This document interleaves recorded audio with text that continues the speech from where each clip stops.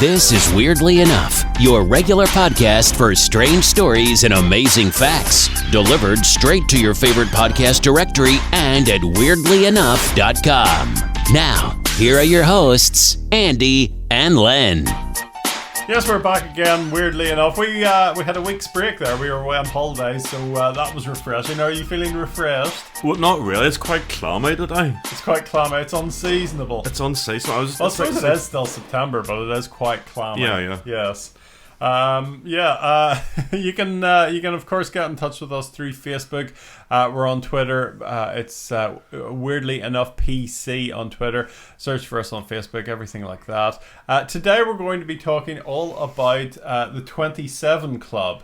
Well, yeah, it's a fascinating topic. I was in two minds about doing it because I don't want to be too dark, because it's kind of a dark subject, you know. Sounds like one of those nightclubs in the 90s. Yeah. The local town to me, there was one called the Knightsbridge. People changed the K at the start of it to an S, which was more appropriate. There was also Brandy's with the sticky floor. Do you remember Brandy's? I've tried to forget it. Brandy's. I've tried to forget it.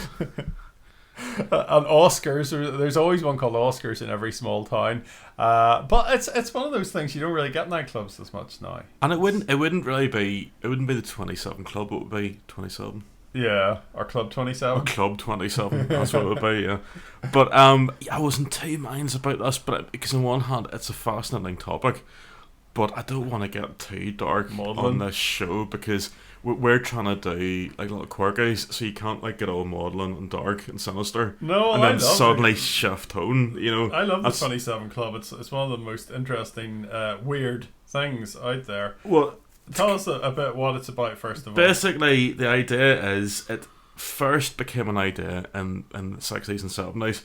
Because there was a run of rock singers who all died about the same time. There's Brian Jones, there's Jimi Hendrix, there's Janis Joplin, and there's Jim Morrison. Yeah. So it established the idea of these guys all dying at 27. Mm-hmm. And it was a thing in rock circles. And famously, Kurt Cobain allegedly said he wanted to join the 27 Club. Right. So it was kind of a thing that bands knew about. Yeah. But then whenever Kurt Cobain died, tragically, it became more in the popular culture, sort of in the 90s, and it became more of a thing. Now I did a bit of research on this, and there's the idea that Robert Johnson was actually the first member of the 27 Club. Now he famously sold his soul to the devil at some crossroads. Yeah, and the devil said that he would. What was it? He would was it Robert Johnson? It was Robert Johnson. Yeah. Let him become like a guitar virtuoso. That was the whole idea of why they did it. But I've listened to Robert Johnson. You can find him on Spotify and other streaming platforms. It's not that great. It's all right, but he's no. Apart from inventing Johnny the blues, Marr. But hang on, right? I mean, just a slight digression. I used to go on about this when I was younger, and then my dad pointed out, well, hang on, you like all this indie music, don't you? And I was like, well, yeah. It's like, well, where do you think that came from originally? Blues, yeah. Do you know what I mean? If there wasn't blues, there wouldn't be R&B, and if there wasn't R&B, there wouldn't be Elvis. Yeah. And if there wasn't Elvis, there wouldn't be like Mersey Beat, and if there wasn't Mersey Beat, there wouldn't, and so on and so on and so on, ad nauseum. You know what I mean? But anyway, there's some sort of quotes there. From his songs, there's a song called Crossroads where he says, I went to the crossroad, fell down on my knees, asked the Lord above, have mercy, now say a prayer, Bob, if you please. Yeah. Two very noticeable songs Robert wrote, Crossroad Blues, or just Crossroads, and Me and the Devil Blues, have both contributed to this myth that he made a pact with Lucifer. Right, okay. In exchange for basically fame and fortune and the blues. Yes. And in the latter song, Satan comes knocking on the singer's door early in the morning. Hello, Satan, says Johnson, I believe it's time to go. But anyway, I looked into this, and apparently you can extend the idea of the 27 Club even closer to the mic, even further. Better move your bag out of the way a bit there. Oh, sorry, technical issues. Just getting all sorted here. Yeah. Right. Is that better? Yeah, that's a bit better. Yeah. A bit too close, but yeah. Oh, is that about right? Yeah, that's about right. We're a bit rusty, you say? Yes. Oh, no, I think we're doing well. But anyway, you could I looked into this, and there's literally hundreds of people. Yeah.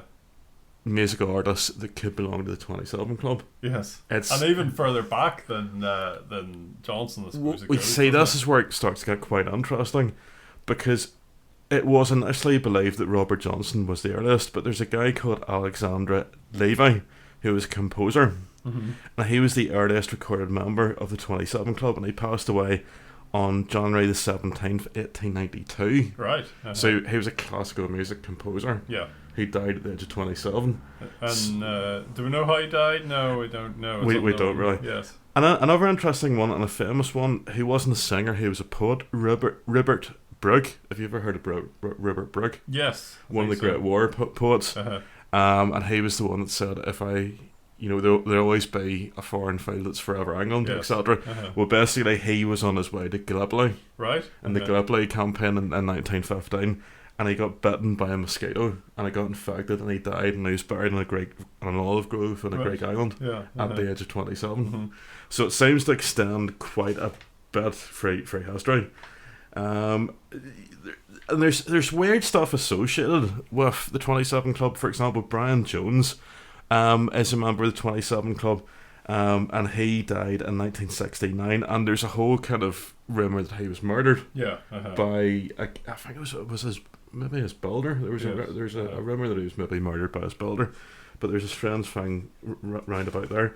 Now, some people who have looked into this think that this goes really, really far back, like it could even go sort of pre-Christian, because a lot of pagan and pre-Christian cults had elaborate music and dance as part of their ritual worship, and for festivals they used drums, horns, strings and choirs to whip their followers into a frenzy, and there's lots of drugs and human sacrifices. So that's how association with music and sort of dark kind of topics goes right the way back. Okay, right.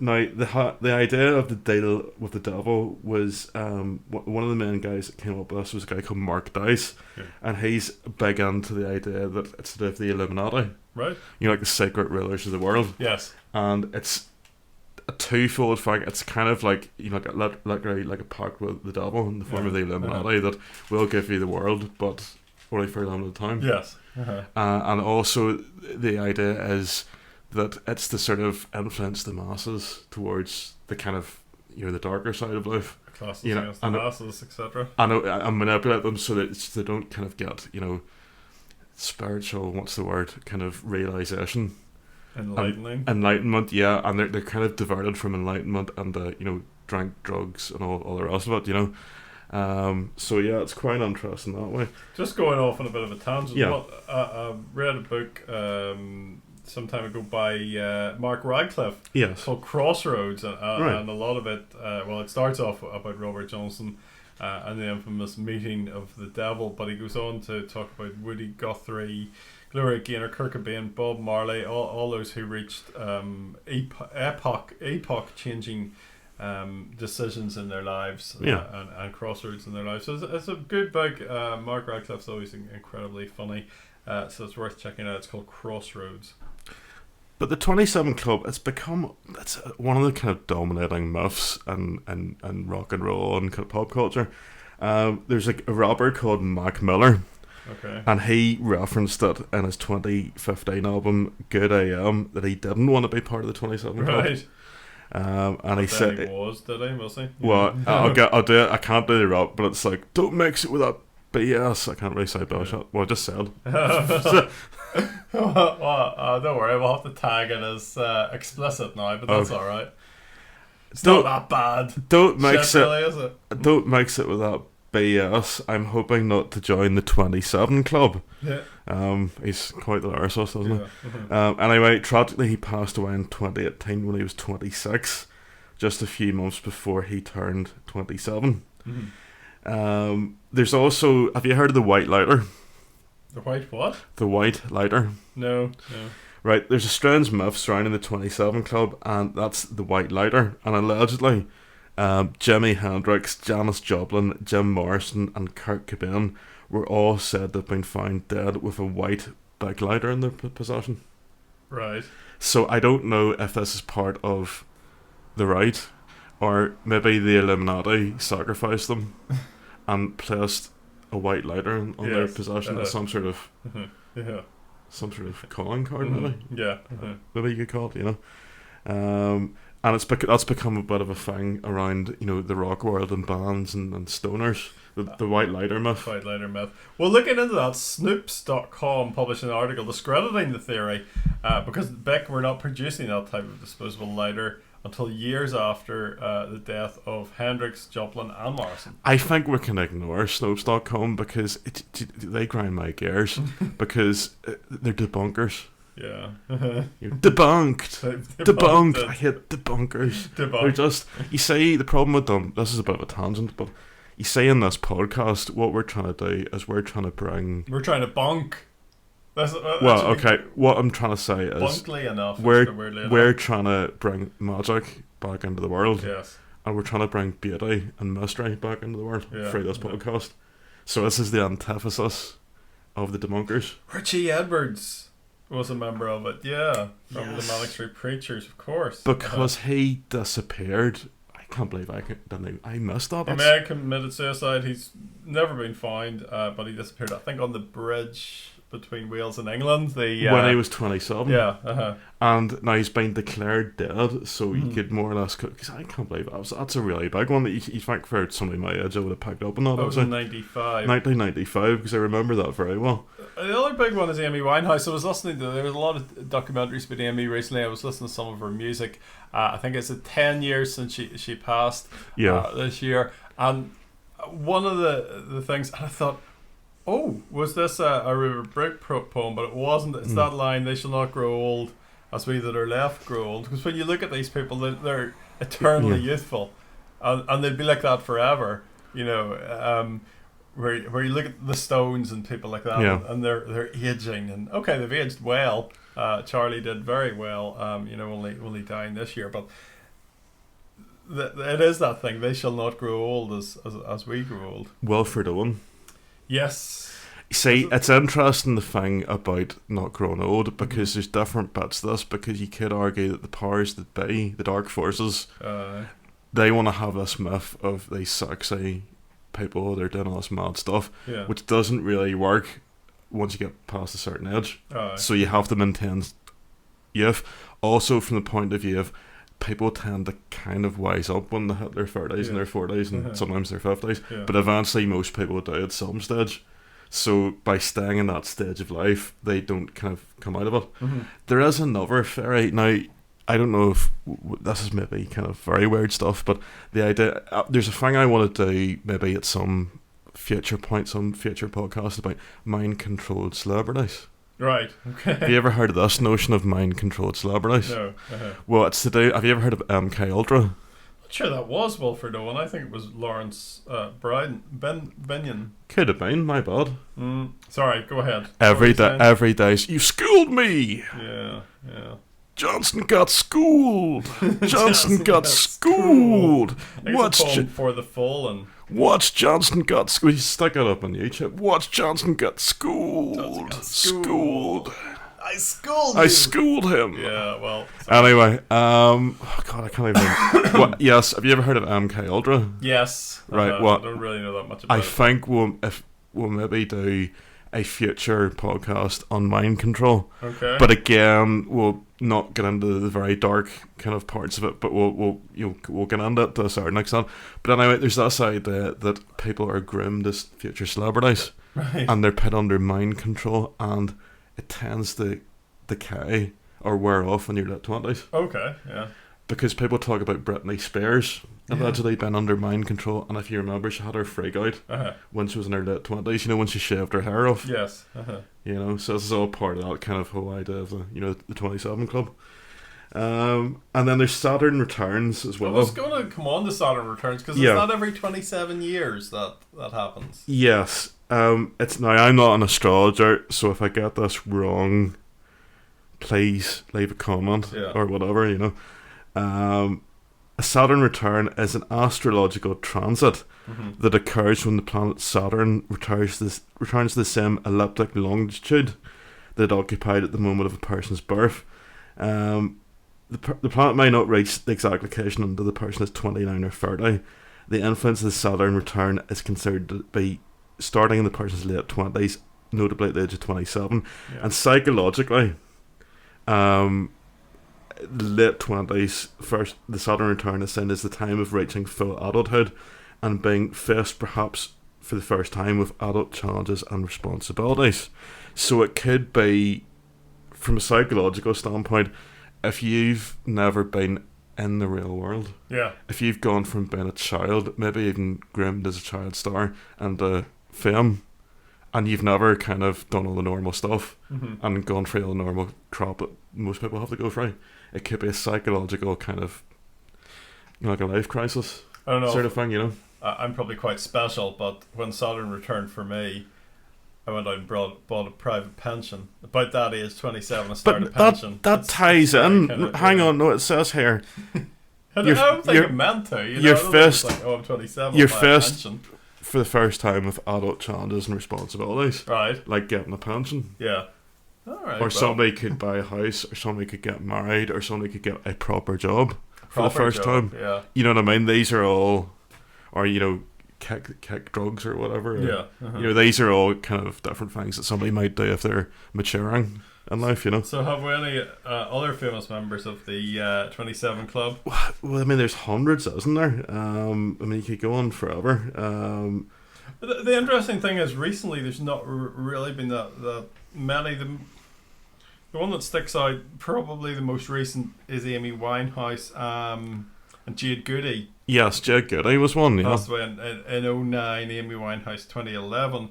But since then, there haven't been so many big names joining the club. Anton Yelchin was a star. He played Chekhov in the Star Trek reboot series. Yes. And Kim Jong-hoon, is that how you say it? Is that a K-pop person? He's a K-pop person, yeah. Suicide by carbon monoxide poisoning, there you go.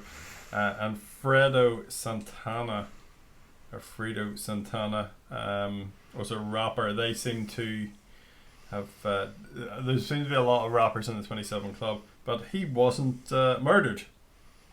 Actually, most of them were murdered in the 27 Club, but he popping a cap in your ass. Die of cardiovascular disease.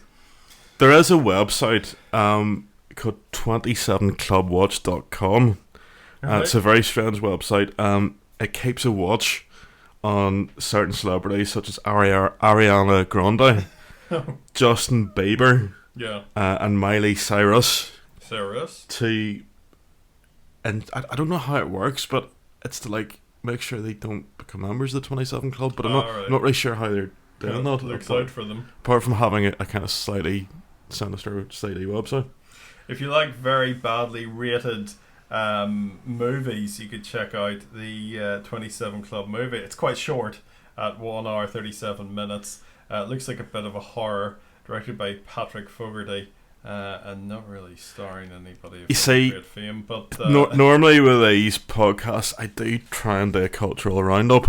Yeah. But strangely, for something that's actually quite a big deal, there's not much pickings culturally for the old 27 Club. This film actually had Zach Paul Brown played Kurt Cobain. Right. Somebody played Vile Descent. Who's Vile Descent? It must be somebody that died. Somebody played Janis Joplin. Somebody else played Hendrix. So I think this takes place over like decades. They must have all got together in the club. I don't know. Yeah, it looks like a bit of a horror. And he played Hendrix. Look at the cover of it. That's what the 27. It looks like a video nasty from 1982. Yeah. Gee whiz. There you go. So that's the 27 Club. Yeah, I think that's more or less it, done and dusted. That's more or less it. We'll be back in a second with our quirkies, funny stories. Funny stories, things like that, yeah. We did a podcast, it must have been, I don't know, over a year ago anyway, about the Mandela effect. Yeah. I think it was the first ever, weirdly enough. So if you subscribe, go and search for Weirdly Enough, or wherever you get your podcast, and go back through the archive. You'll see it there in Series 1, Mandela Effects. I think it's Series 1, Episode 1. But it's a long time since we discussed the Mandela Effect. It's where people hear that someone has died and think, but wait, didn't they die ages ago? Yeah. And like you were saying earlier on about doing the 27 Club, it does seem a bit kind of in bad taste almost to bring it up, you know. Yeah. But it does go through your head sometimes. And this week it happened to me with the passing of a comedy great, the actor John Chalice. He played Boycie. Do you remember Boycie? Oh, White Dale Boy. He was one of my favourite characters. He was great. And one of my favourite shows. Epic. Morning. Right, Derek. He anyway, he passed away at the age of 79 last week or so after a battle with cancer. He was mainly known for Boycie. He did also have a part in Benidorm, the ITV sitcom, which I've never watched. Did you ever see The Green Grass? Yeah, I saw mentioned that he was in that too, but I didn't know what that was about. It what was that? sort of a spin-off. Yeah. From Only Fools and Horses. Oh yes. And yes. he had to he was grass. Oh right. It was a sort of play on words because Yes. he was a grass that had to go and adopt the life of a country squire. Right. To sort of go into I don't really know how it works, but he was going to the West Country or somewhere like that, and it was a play on words because he was hanging in the country. It was all green. Yeah. And he was a grass, and he was also kind of naive.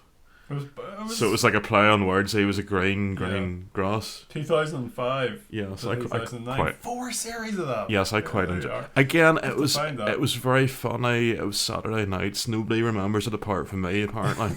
You're sitting in on a Saturday night when everybody else is out clubbing and Well, clubbing. okay, but I don't in the care. night spreads and brandies. Say, to be honest, I would rather sit with a cup of tea I know. and watch the green grass than go down brandies. Yeah. Definitely. I saw somebody the other day and he was a DJ and he was posting up this thing, you have a few drinks with your mates first and then you pop in a taxi and you go to a pub, and he was kind of reminiscing about what it was like before COVID and all. I was thinking, I just want a quiet IPA on the sofa on a Saturday night. That's fine. Maybe order Chinese. That's all. But anyway, I could have sworn that Chalice died a couple of years ago. So there you are. That's my own Mandela effect. Have you had any Mandela effect experiences recently? I mean, I had a similar one because Jimmy Greaves was announced the same weekend. Yeah. Oh yes. And Saint Saturn Graves back in the day, and I'm convinced that he died a few years ago. Yeah. You know, in fact, about 10 or 15 years ago, I was convinced he died, so I was a bit surprised to find that he just passed away, so it was a bit of a strange one. Yeah, if you do experience any, podcast at weirdlyenough.com, send us an email or get in touch through the socials. Let us know your own Mandela effect. So advertising can be a cutthroat industry with lots of different methods used to draw people in. But how do you effectively advertise a funeral home? I don't know. Well, I was off the other week and I got a chance to watch some daytime TV, and I see a lot of funeral cremation services having a go on there. But a funeral home in North Carolina has come up with a more novel approach. But this wasn't a funeral home at all. This was a van that was driving around that said Wilmore Funeral Homes. They had a simple message on the back of the vehicle that said, "Don't get vaccinated." In other words, if you don't get the vaccine, we're going to bury you. Okay, it's in slightly protest. They were trying to drum up business. Yeah. However, if you visit the website to Wilmore Funeral Homes, so Google Wilmore Funeral Homes, visit the website, you click on a button and it'll take you to a healthcare provider that's giving the facts about the vaccine. So it's saying where and when you can get the vaccine and stuff, all that, and that it's how good it is for you. So get the jab, folks. That's You say, for the sake of balance, I should say something anti-vax now. I hope Lawrence Fox doesn't listen to this. He's gonna be seething. He's gonna be sitting smoking his cigarettes. And just... Is he anti-vax though? He is. He's very anti-vax. Because you know it's a bit of a what do you call it? It's a spectrum of opinions. The anti-vax seems to go very closely with the right wing. Well, I mean, again, we're probably going on the slightly controversial territory, but we'll go there anyway. I mean, my thing would be I'd be pro-vax but anti-vaccine passport. Yeah, if that makes any sense. And I'd be okay with some things like masks but anti-lockdown. So I like to think I'm sort of I wouldn't be like a free for all.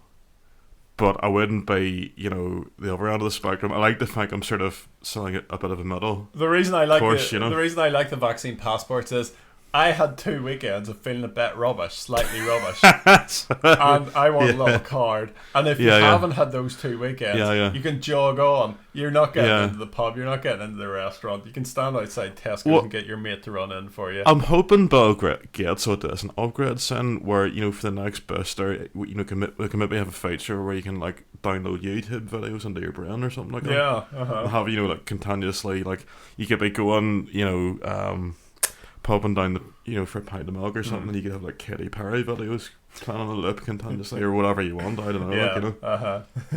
You have to subscribe through your head though. Oh, you have to put your credit card in through your ear. Yeah, sounds reasonable.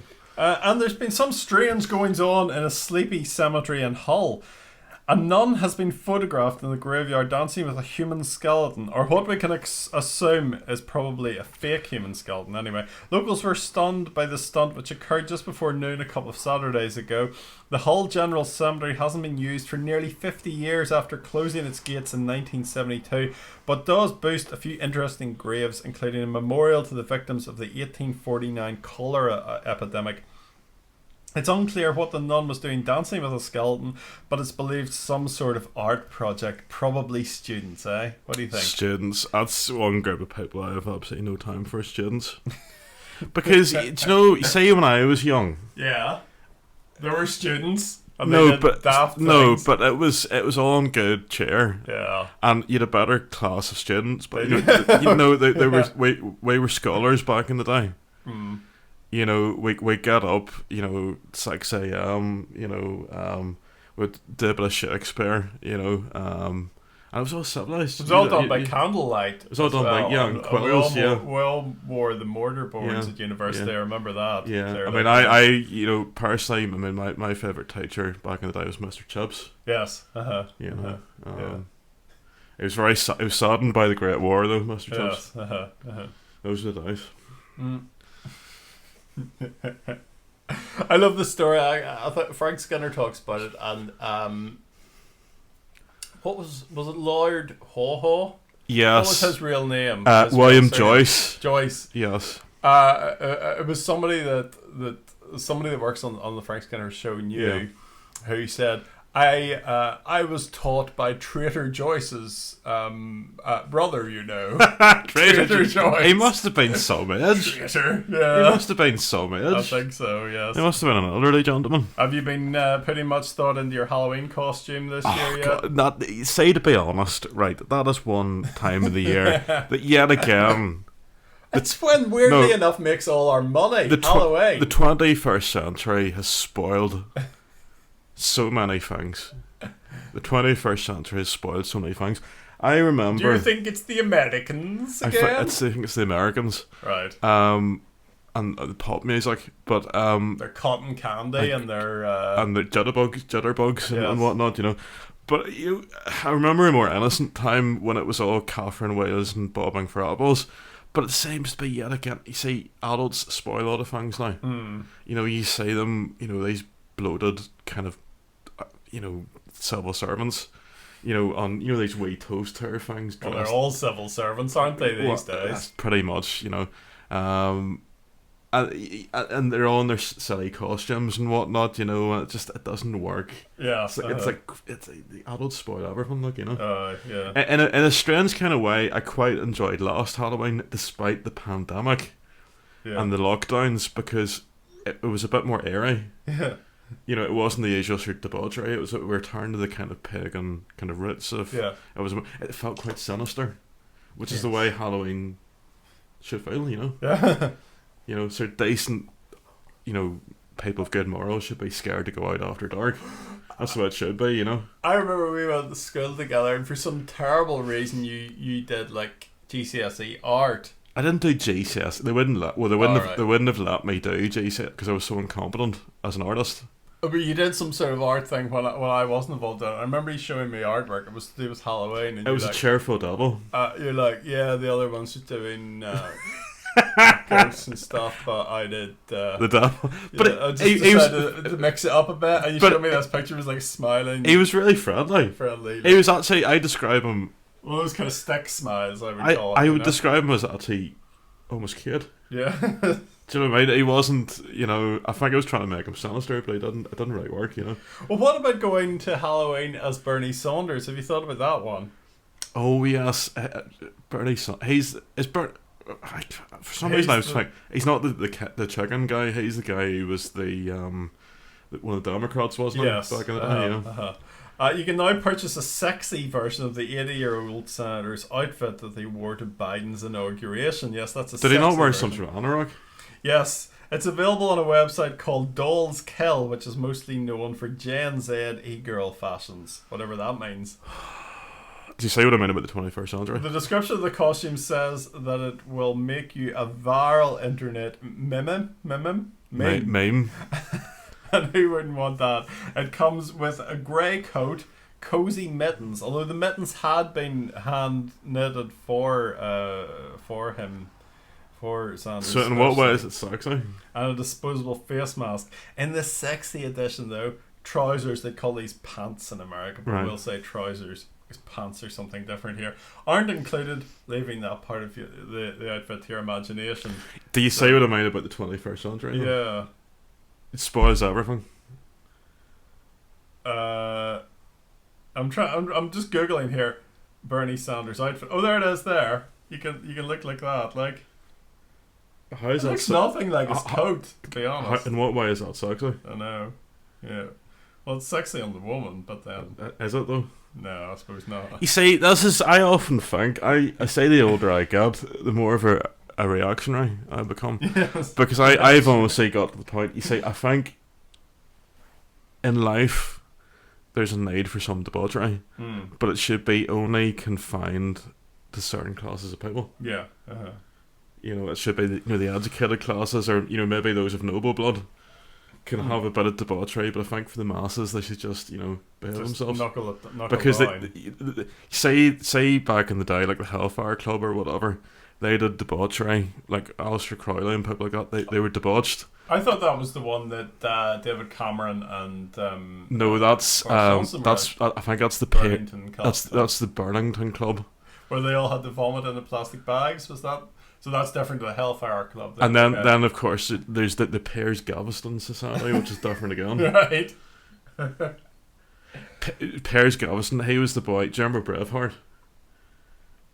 Is Galveston not something you take when... No, you're thinking of the heartburn stuff. No, Piers Galveston, that was the young chap who was very friendly with Longshank's son. Right. And he got bugged out the window. Oh, yes. Okay.